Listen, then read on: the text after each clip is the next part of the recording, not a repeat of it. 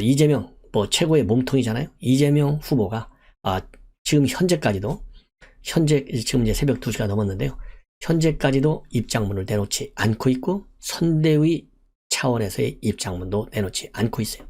근데 참고적으로요, 지난번에 유한기 본부장이 사망했을 때는 고인의 극단적 선택에 비통한 심정이다.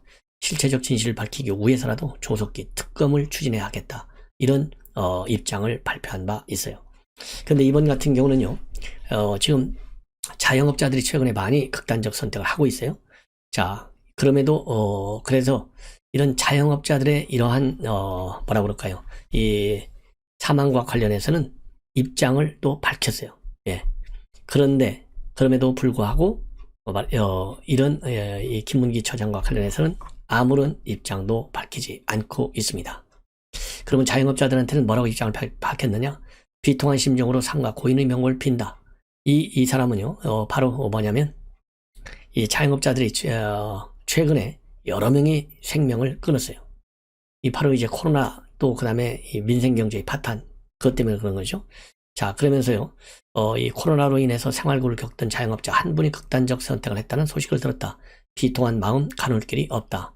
자, 유가족의 뜻에 따라 조문 대신 글로나마 조의를 표한다. 그리고 정치와 행정을 담당한 사람으로서 책임감을 통감한다. 그리고 먹고 사는 문제를 해결해야 할 정치가 국민께 신뢰를 드리지 못했다. 그리고 코로나 이후에 극단적 선택을 한 자영업자들이 무려 24시나 된다. 그러면서요, 국민 안전을 위해 경제활동을 포기한 것은 지원은커녕 손실보상조차 제대로 되지 않은 현실에서 소상공인 자영업자분들이 느꼈을 분노와 허탈함, 억울함을 감히 헤아리기조차 어렵다. 그래서 이제 더 적극적인 지원 방안을 마련해야 되겠고, 그야말로 이 50조, 100조 말로만 언급하는데 정쟁과 세무로 허비하는 동안에 국민의 고통은 더욱 커지고 있다. 이런 입장문을 내놨어요. 그럼에도 불구하고 오늘 그보다 더 엄중한 이 대장동 의혹과 관련해서 생명을 끊은 이분과 관련해서는 일체 아무런 입장도 내놓지 않고 있습니다. 자, 그러다 보니까 우리 국민의힘에서는요, 이 김은혜 대변인이 입장을 내놨어요. 뭐라고 입장을 내놨느냐? 한마디로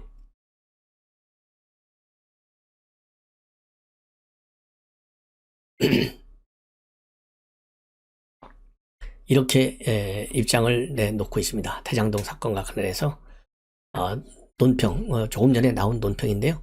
유명을 달리한 김문기 1처장 명복을 빈다. 고인은 화천대유 심사 과정을 전담하고 해당 이익을 설계한 실무총괄이었다.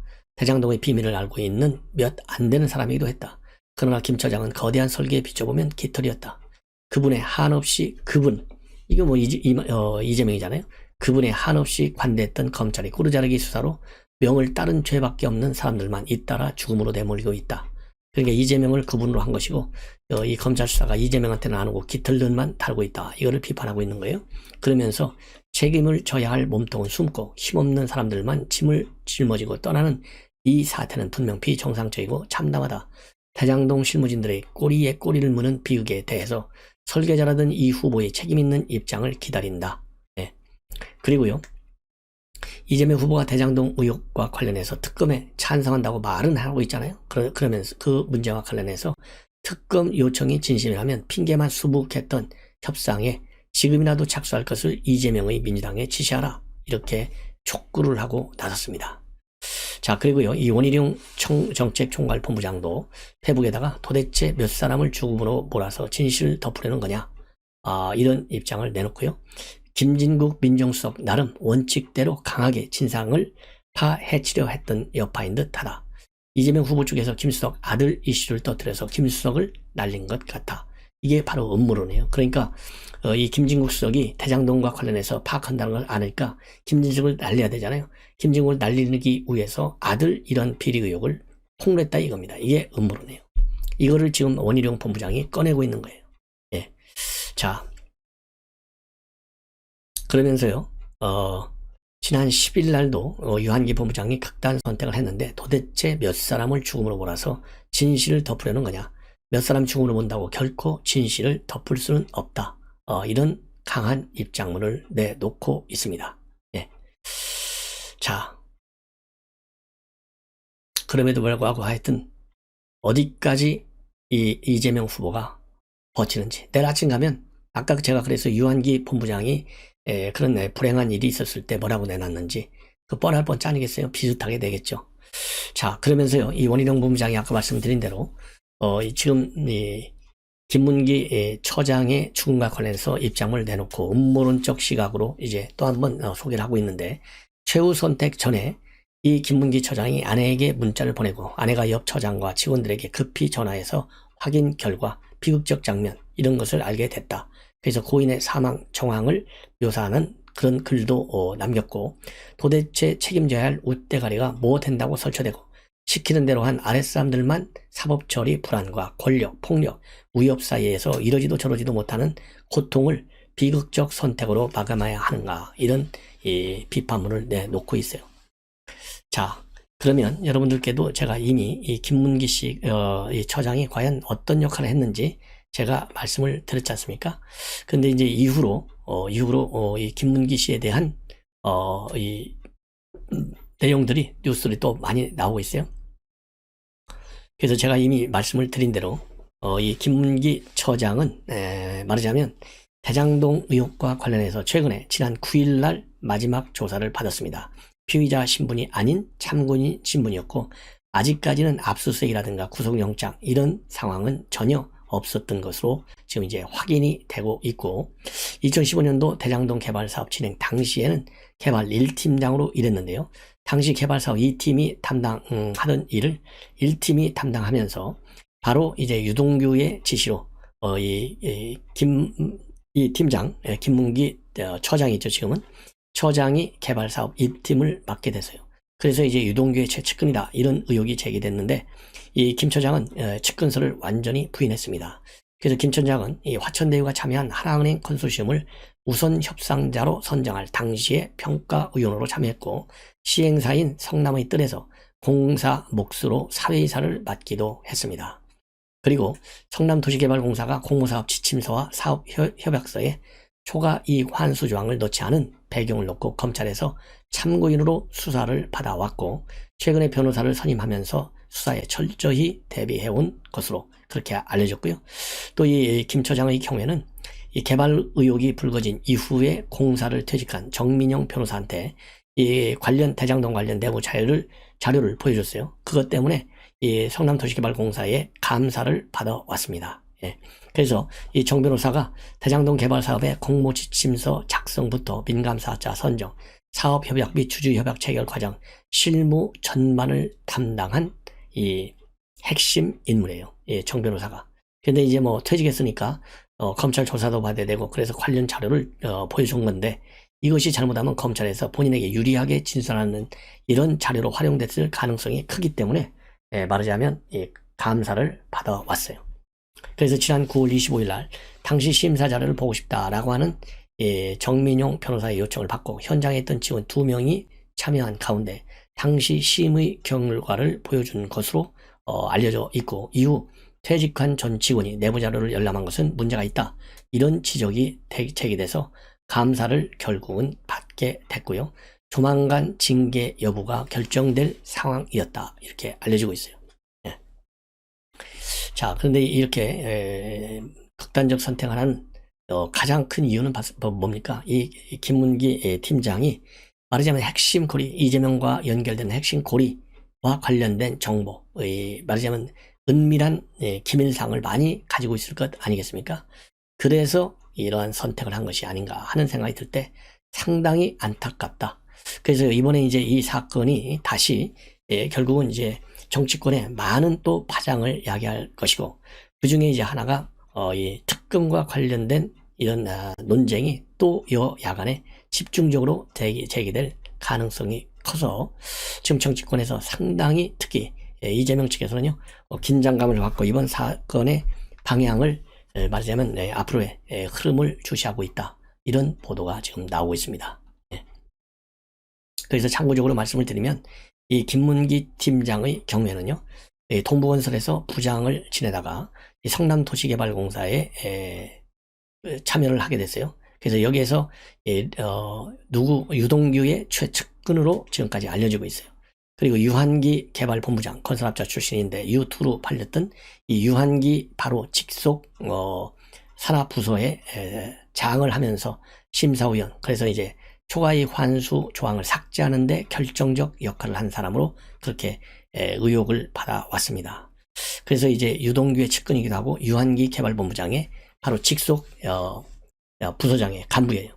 그렇기 때문에 이 사업 개발 이 팀 핵심 이 초과이익 환수 조항을 삭제하는 실무 작업을 한 간부인 유한기하고요, 김문기 이 두 사람이 완전히 사라져버린 거예요, 지구상에서.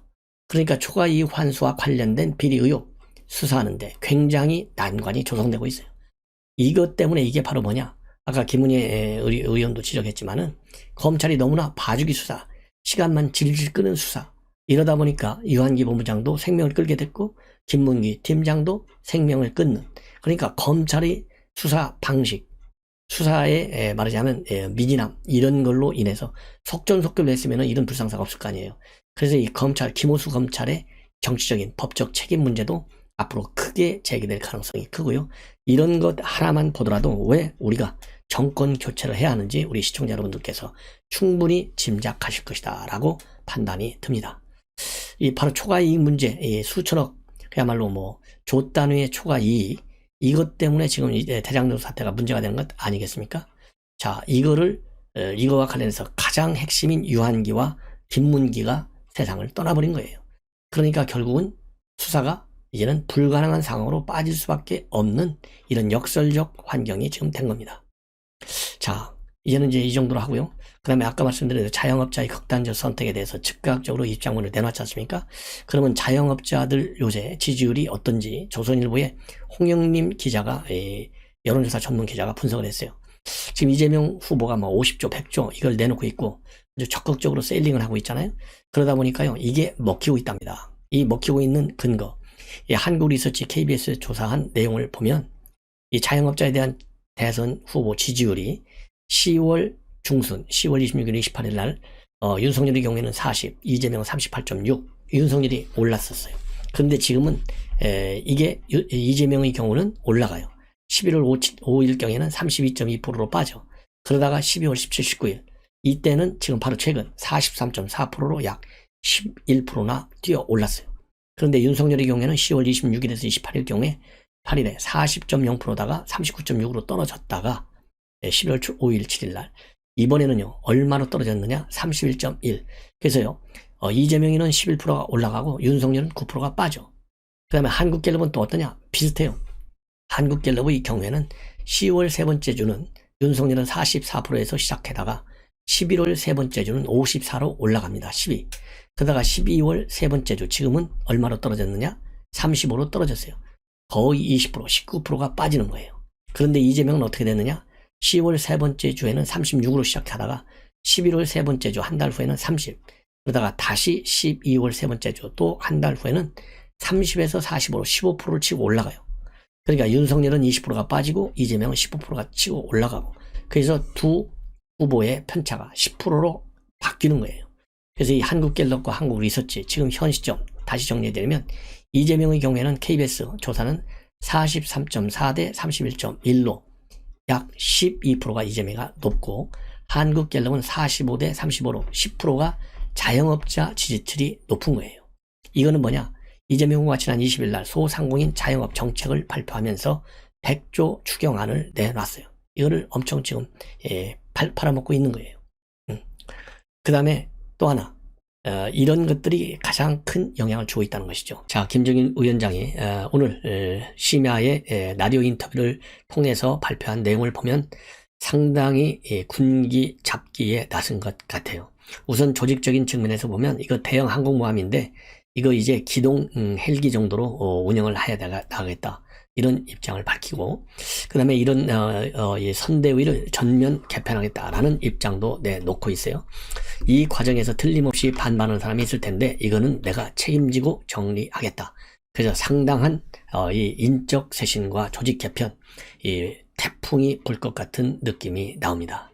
그리고 매우 참 뭐라 그럴까요? 이 민감한 얘기를 꺼냈는데 이번에 조수진, 그 다음에 사퇴, 그 다음에 이준석의 사표, 이 배경에는 윤석열 후보가 바로 그게 민주주의다, 그러니까 둘이 다투는 거, 이게 그게 민주주의다, 이렇게 언론들에게 입장을 밝혔지 않습니까?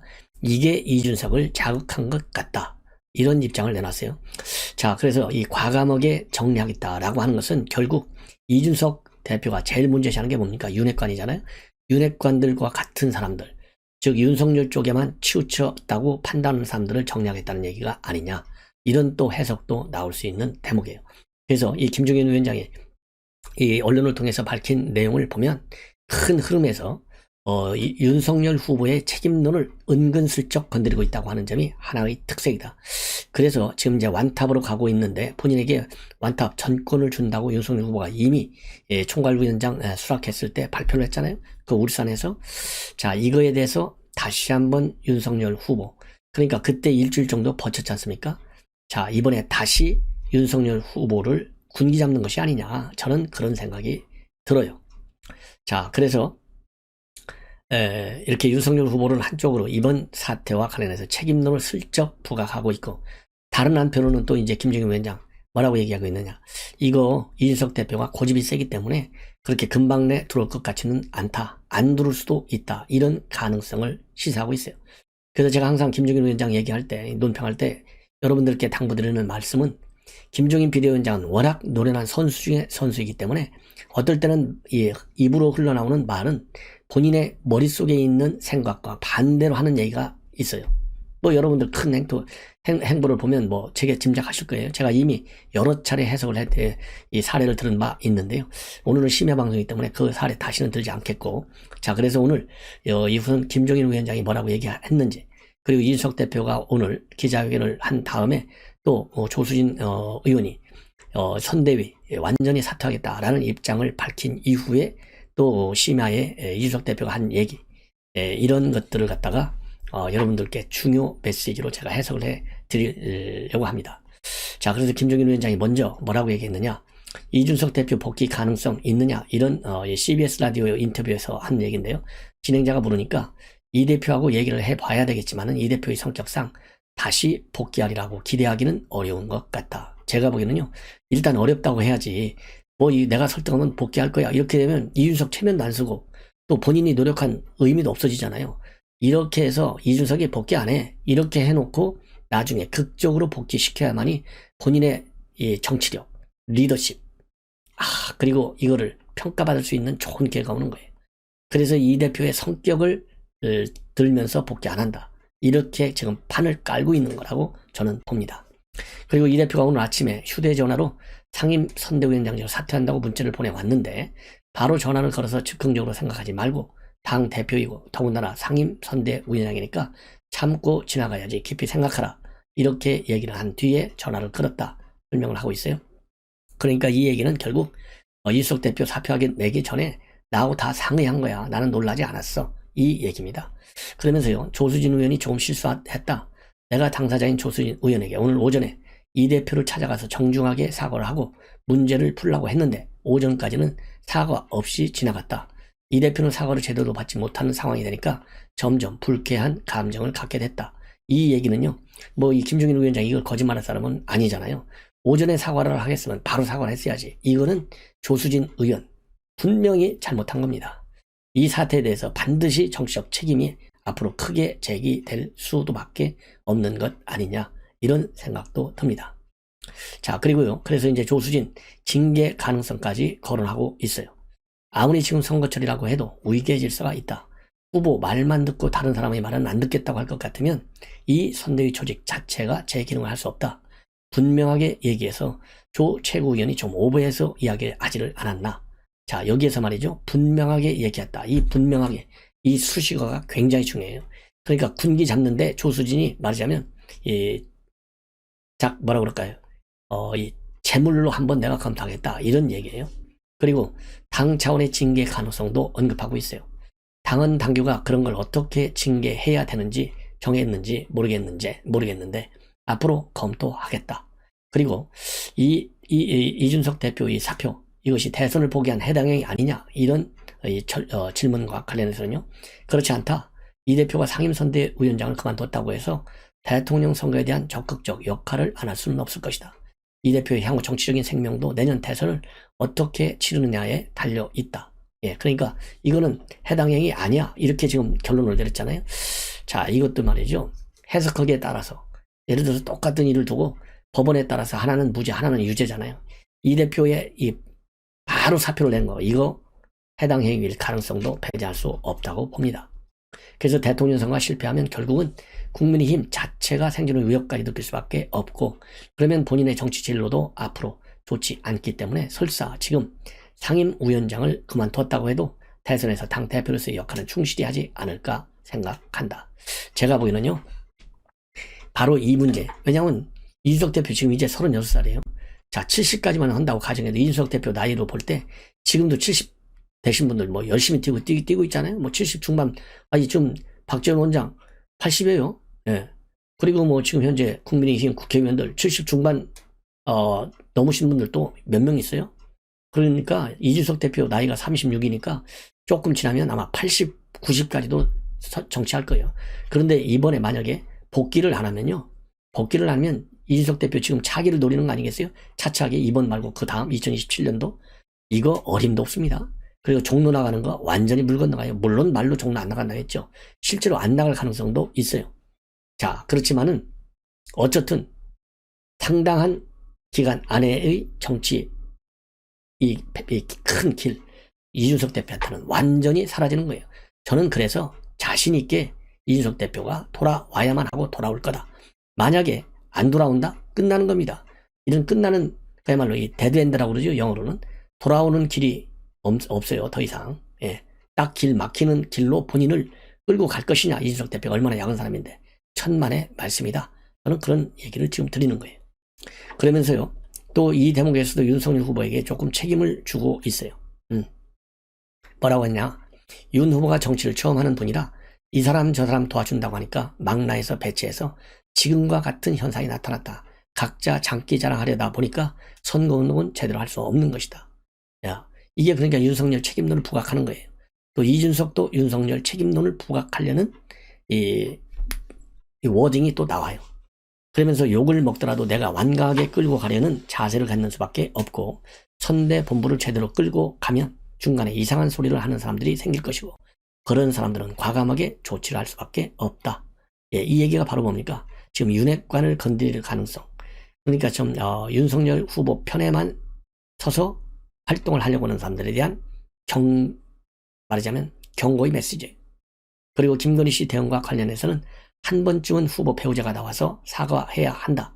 그렇지만 후보의 결정에 따르는 것이지 다른 사람이 강요할 수는 없다. 예. 그리고 아까 말씀을 드린 대로, 예.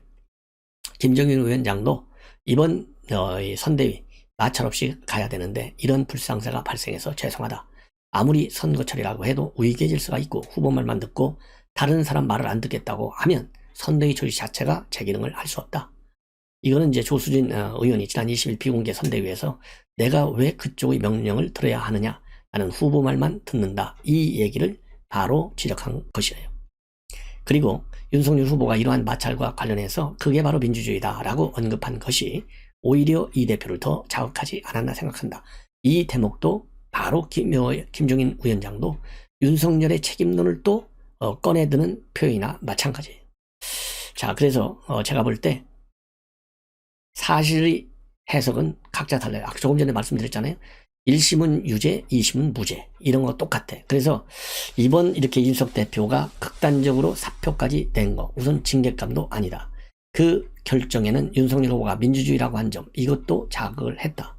그리고 선대위가 이렇게 지금 잡탕밥으로 만들어 놓은 것도 윤석열 후보가 정치를 처음 하는 것이라서 그렇다. 자, 이것들이 말하자면 은근슬쩍 윤석열 후보의 책임론을 꺼내드는 것이 아니냐, 이런 생각이 들고요. 그래서 이제는 항공모함 대신에 기동 헬기를 띄우겠다. 그래서 지금 500여 명으로 되어 있는 선대위 대수술을 지금 예고하고 있습니다. 그래서 이 기동 헬기를 띄운다는 얘기는요, 본인의 직계로 말하자면 설치한 편성한 총괄 상황본부, 저 임태희 본부장이죠. 예, 총괄 상황본부를 중심으로 해서 선대위를 끌고 가겠다, 이 입장을 내놓는 거예요.